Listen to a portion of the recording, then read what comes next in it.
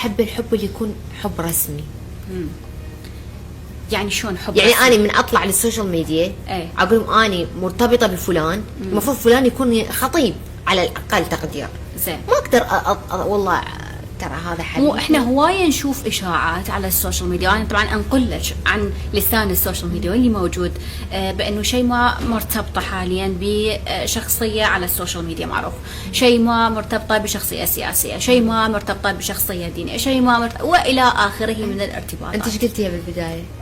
اللي انقل لك اياه عن السوشيال. قلتي اشاعه. الاشاعات اللي هي ممكن تطلع عادي. شلون تواجهيها؟ شوفي خلي يحجون اللي يريدون. زين. عادي.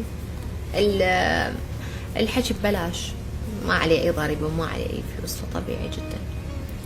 او ممكن انه مرات مثلا يحكون اشياء ممكن موجوده او مو موجوده، بس هاي قضيه انه انا ارتبط بشخصيه سياسيه وهاي الامور انا كلش بعيده عن هاي الامور، ولا اتطرق لها ولا ادخل لها.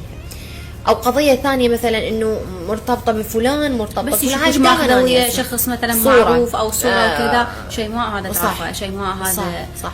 اني بصراحه اخليهم يحكون دائما، ما ولا اصرح ولا اجاوب هاي الامور. خلي يفكرون اللي يفكرونه، وهو النصيب من يجي بعدين عداني انشر لهم